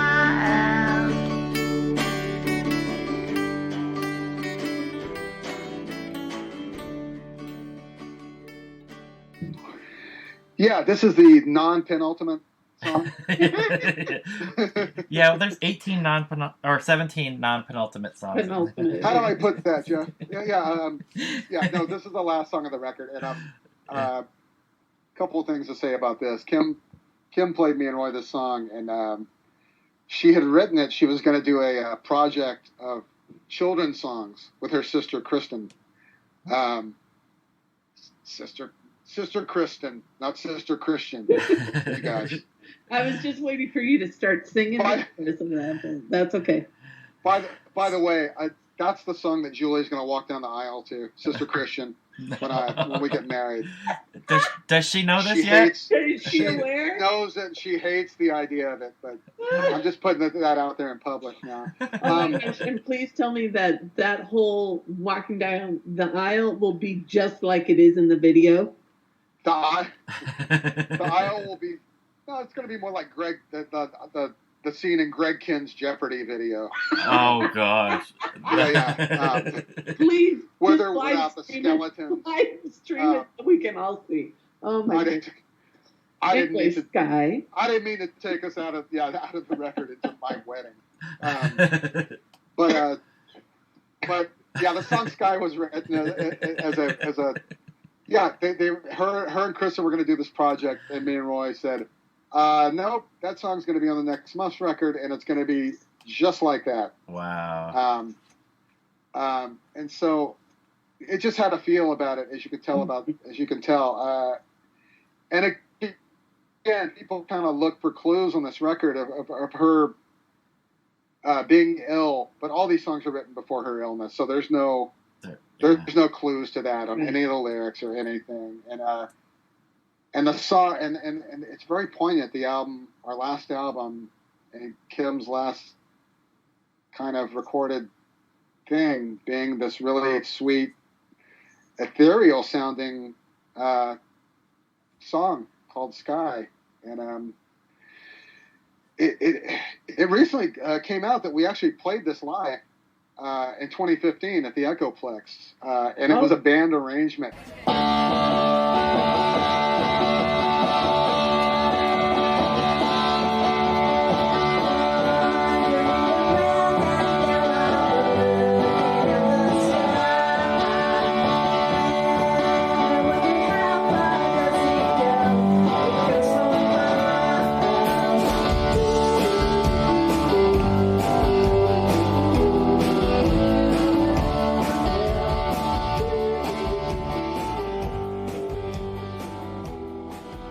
If you'd asked me if we did this before last week, I would have said nope, because I really don't remember working it up as a band or anything. But the proof is there on YouTube. Huh. But we would not have re-recorded this for the record. So again, that just like the best, and probably the other Kevin song, that these three would have ended up on the record as is. Mm-hmm. In Kim's acoustic demos, so it's a very fitting way to end the record, and now it makes you gets you right there. It brings a tear to your eye. Yeah, most definitely. Yeah, that's the end of our record. Well, it's a great album. There's so many great songs on there. Like I said earlier, I'm so glad that you guys put this together, and especially with how difficult it must have been making it happen. But these songs are so good. She's got so many good, well-written songs. She sounds great on these. Yeah. It does, there is the part where now that it's out there, you could tell that some of these, were demos, at least started out as demos and then made into full songs. But I love this album. It's one of my favorite albums by you guys. No, we during Kim's illness, almost all we did, basically, me, Roy, and Kim, was tell each other how much we loved each other all the time. And after the record was done, we added to that just telling each other what a great record we made, and how it was all of our favorite records. And Kim was so proud of this record, and that's why, like, the initial press for this record and people misinterpreting it and thinking it was a record of outtakes was driving us crazy, because it's so much more than that, and I didn't want it to get tossed off as just some kind of thrown together thing, because it really isn't. It was constructed with like a lot of love and a lot of we were a band for so long, and just it's quite beautiful the way this turned out now, that this is our last final record, and I of course I'm always going to be sorry she's not here, as a musician and as my friend, but she is so proud to have this be our last record, and as we all are, so it's special, and I don't know what else to say. It's great. It's a great album. Can I talk a little bit about the vinyl? Yeah. So the vinyl is a 2-record set, right? And side 4 has an etching of the 3 of you guys. I'm so happy to have a double record. Yeah. Just like all those classic, even if it is 3 sides, not 4. I'm so glad Omnivore chose to do that. You know how it is. You don't want to put too many songs on a record. You lose fidelity. Too many songs on a side of a record when you're pressing it, I should say. So I'm so glad Omnivore decided to do it, because it's obviously more expensive. But then the question became, what do we do with that 4th side?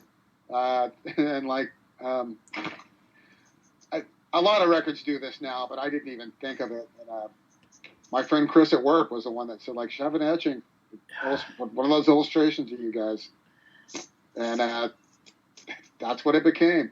It's funny, you have all this time to think of this stuff, and then when it's time to actually make the decision, you have like one day to make the decision. So we had to pick which one and what we were going to do, like, immediately, like yesterday when it happened. Wow. There's a lot of, we're blessed to have a lot of fan artwork, but that's a really nice one, and I think it makes for a nice frameable etching. Yeah. And as a vinyl guy, I absolutely love it. It's gatefold cover, and that picture looks really great, large. I remember when I first got it, I told Julie, I'm like, wait till you see it big. And she said, fuck, honey. I said, I'm talking about the record. Anyway. That picture really does look good. It really does look good large, I got to say. Yeah, so. Yeah. And yes, I'm talking about the record. And I'm talking about the air quotes. Yeah. So, jumping back real quick, we'll let you go pretty soon. We brushed over Adam's part on this. So, yeah. So can you talk a little bit about Adam's recording guitar on this? Yeah. Adam is he's an old friend of ours. Adam can actually be seen in the, is it a bear costume? It's in the Weird Boy Next Door video. Oh, okay. Yeah. Adam can be seen, and it's a bear or it's some kind of costume. That's Adam. Nice. And Adam is a longtime friend of ours, and Adam is the one Kim picked to do this. And in fact, the last kind of full-on Kim gig. Kim did a solo acoustic show at the Honey Chain record release party. Her last time on stage was this kind of Pandora's birthday thing. Oh, yes. Later, like in September, but kind of the last gig where she sang and played her songs was a rare acoustic Kim Shattuck gig at the Redwood with Honey Chain at the record release party. And for part of that, she had Adam come on and accompany her on like 2 or 3 songs. So we always loved Adam. And when we knew we needed some further guitar work on the record, there wasn't even any discussion. She was like, it's going to be Adam. And Nice. Adam is one of the, besides being a great musician and great guy, Adam's one of the funniest people I know. Adam, everyone should look this up online. What is amongst many things Adam's responsible for is he's responsible for something called Ultimate Drumming Technique. Oh. And it's a fake drumming instructional video. And I'm not going to describe what it is, but everyone look that up and make sure your parents aren't around. And What's it not safe? and you're gonna laugh. Ultimate drumming technique. Nice. Yeah. Very nice. So yeah, Adam's a great guy, and he did. Adam gets us, and he wasn't gonna come on and play heavy metal leads or try to take away everything he played on there is very tasteful, and it is different than what Kim would play, but it's not out of character. It's not like the song that we have where CeCe DeVille played the solo on, Yeah. which I'm proud of as well, but he's CeCe DeVille on that song. Nice. Again, somebody look up our version of Silly People with CeCe DeVille, and it's funny to hear a Muffs song with Nice. with CeCe doing his thing. I Perfect. repeat, the Muffs are badass. Yeah. Again, a lot of stories, and if I can ever complete this book I'm writing, it's full of good stories. Please So, do that. Yeah. And then I wanted to bring up something. After Kim's passing, there was a lot of merchandise that showed up on eBay that wasn't official. It wasn't official merchandise, and people were trying to. The worst thing that I saw was Kevin's Instagram notification about Kim's passing ended up being on a T-shirt. Yeah. Goodness. I was upset about that at first, and then as some of my friends talked me down, they're like, look, this comes with the territory. Nirvana's got a lot of bootleg shirts out there too. You know what I mean? Like there's really, there's not really much you can do about it unless you have like things trademarked, images trademarked or whatever. But yeah, that one was a little upsetting. But then as I talked about it, I thought, what asshole is going to wear this shirt? You know what I mean? Like I can't see anybody ordering that shirt. But yeah, these sellers, and they're on eBay, and they're still up there. And they did appropriate like our real shirt, a couple of our real shirts, but they also have these really cheesy, picture her live with a bad font saying Kim Shattuck, 1963 to, that kind of stuff. But they're for the most part, they're like in Vietnam and weird countries and have like 6 feedbacks and, again, there's just not much you can do about it. And, I actually looked yesterday just for the first time in a long time, and I saw our bootlegs of our design and the kind of cheesy ones, but I did not see that one up there anymore. Okay. So I'm not saying the seller in Vietnam who's trying to make, money, has a heart, but maybe he heard enough crap from people. I know a lot of our fans were writing about that stuff and trying to get it shut down. And I'm talking about Kevin being a good guy. We told Kevin about it. Kevin's response was he laughed. Oh. And then thought like, maybe I should buy one. Jesus. So, oh gosh. Again, I can't see anybody really wearing that shirt. That may be another reason why it's no longer there. Yeah. I mean, I hope. Yeah, I can't see anybody. It's but besides the sentiment being weird, it's not really an attractive design. No. But yeah, but there is some official merchandise that's available.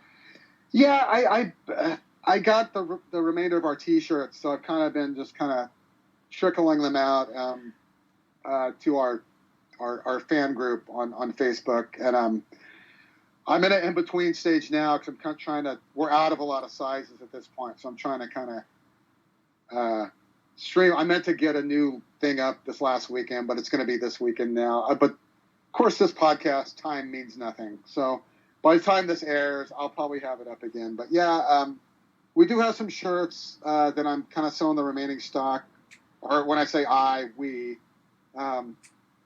that's me, Roy, and Kevin.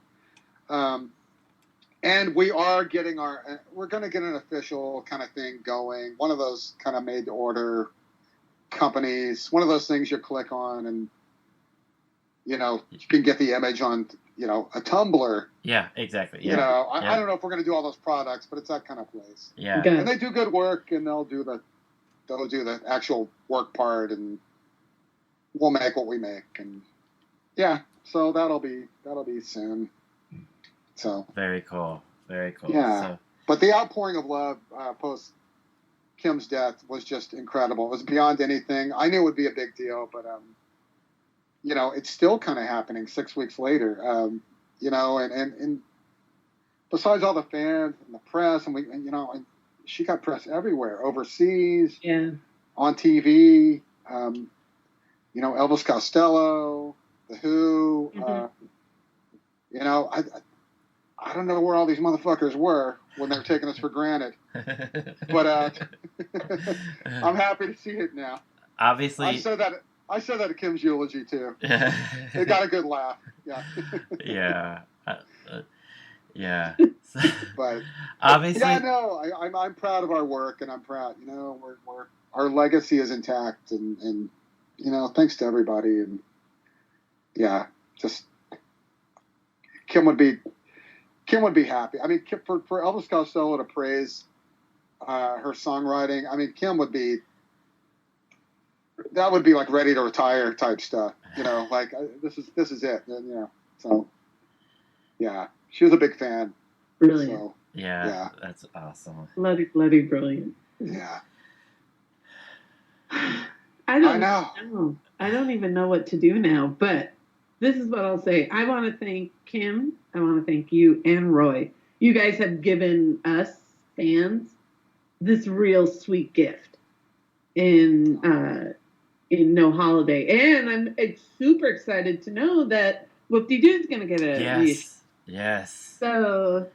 Yeah. And the old record, I'm ready today, yeah, and really, really happy art and print. But I'd like to actually get to those. I'd like to actually do a kind of deluxe reissues of those too. So beautiful.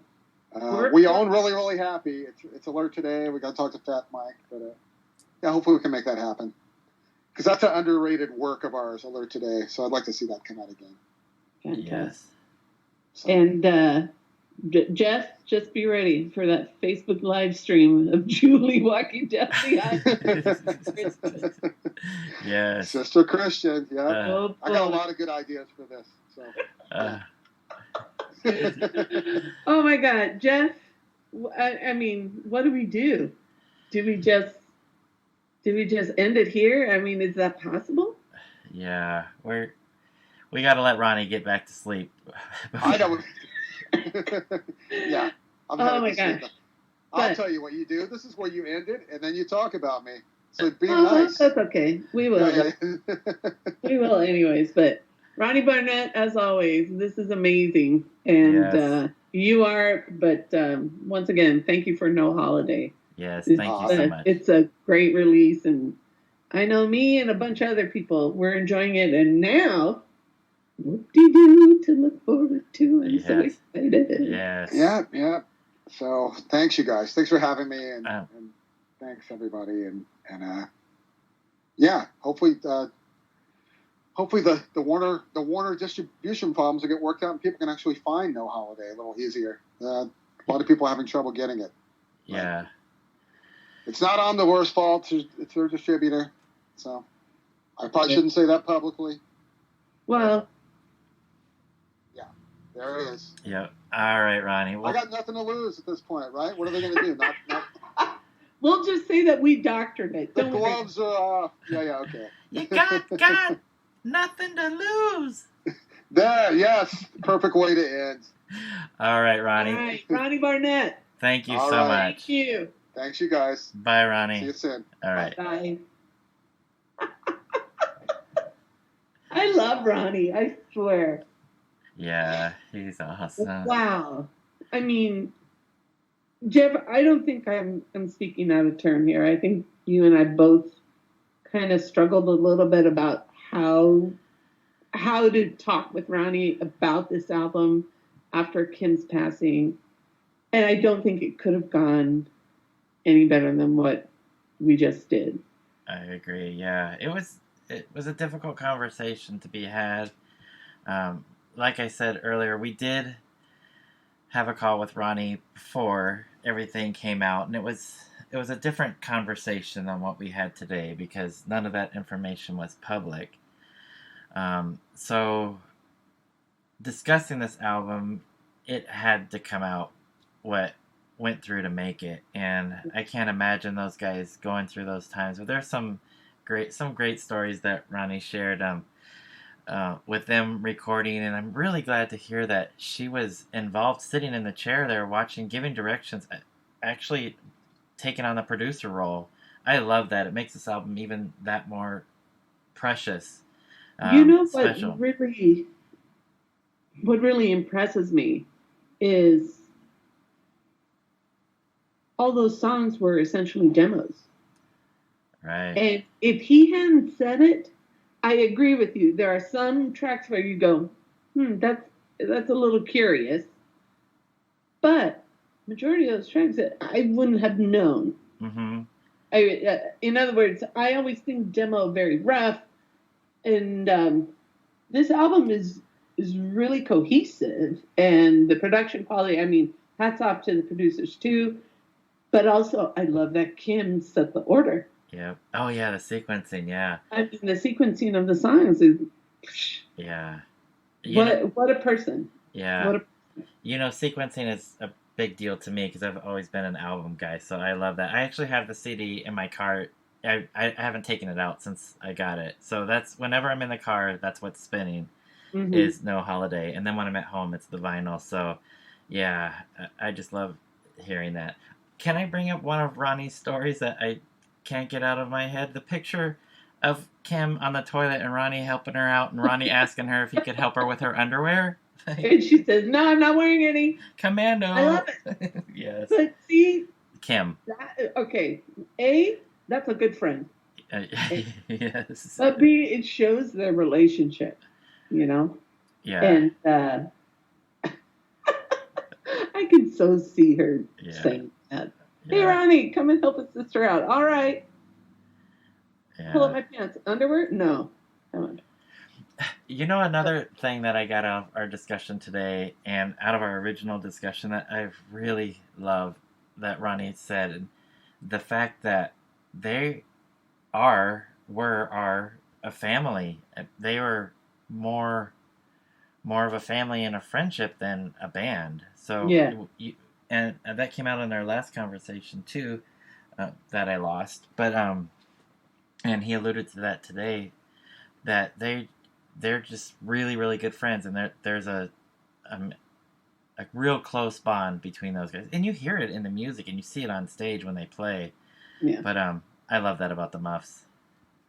It's something that you just see and you hear and you feel it throughout the music, and I like how they had this constant loyalty to one another, and because think about that 10-year gap between recording albums. Do you have is there a new release? No. But they kept playing, they kept doing things together. They kept being asked to go play in places. That speaks a lot to them as a strong unit. And, and Ronnie said, we never broke up. we would still play. It's just there wasn't a release. So I like hearing that. Yeah. I like hearing that. And I like that, there was constantly songs in Kim's head, and she was writing, and I don't know. They were a really active family. And I like that about them. And I'm sorry, the story of Nickel Shane getting their platinum record is still it's just so bizarre to me. Yeah. Nick Lachey, of all people. But you know what? They deserve that platinum record. Yeah, very much so. And one of the things now I really want to look up on YouTube, besides this ultimate drumming technique, which my brain has just taken off with, is that version of Sky. Yeah. That's been played live. Now I'm really curious to see that. The Echoplex one from 2015. So, and he said, check out YouTube. So someone's probably got it up there. Yeah, 2015 Echoplex show. So. Yeah. So. All right. So coming up next, on our next podcast, we should be talking to the members of Medicine.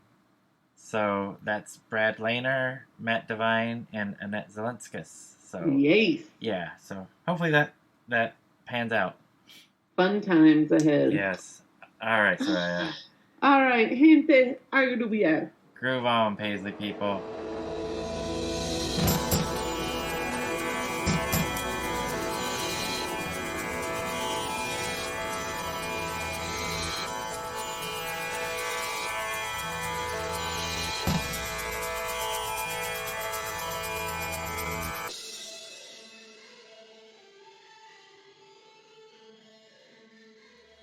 Save it, and then I'll talk to you. You got it. Anytime.